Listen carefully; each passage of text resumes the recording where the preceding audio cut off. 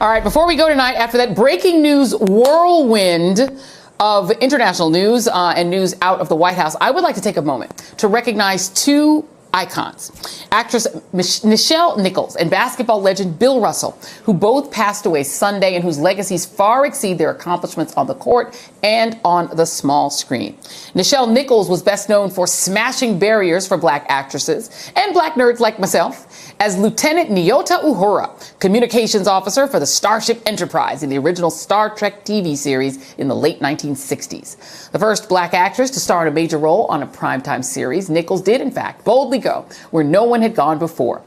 She almost didn't return for a second season in 1967 until civil rights icon and Star Trek fan Dr. Martin Luther King Jr. introduced himself at an NAACP function.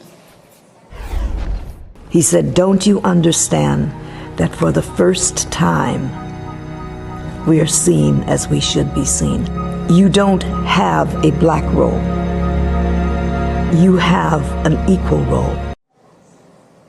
In deciding to return, the gorgeous Ms. Nichols made history as part of the first interracial kiss on American television with William Shatner's Captain Kirk, and went on to appear in 6 Star Trek movies. Her influence extended beyond television. She later worked with NASA, recruiting astronauts and inspiring others, including Mae Jemison, the first black woman to go into space.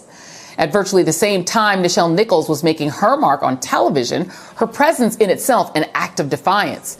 Bill Russell was solidifying his legacy on the basketball court. Drafted by the Boston Celtics in 1956, Russell won his first NBA title the following year and didn't stop for more than a decade. Arguably the greatest NBA player of all time, Russell won 11 championships, all with the Celtics, including 2 as a player coach, the first black head coach in a major American sports league. But with all that winning came racist abuse from Boston fans.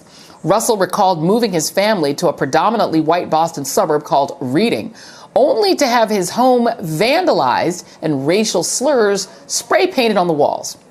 Russell was active in the civil rights movement, speaking out against school segregation and marching with Reverend Dr. Martin Luther King Jr. And after Medgar Evers was assassinated, Russell ran an integrated camp at the insistence of Evers' brother, despite death threats.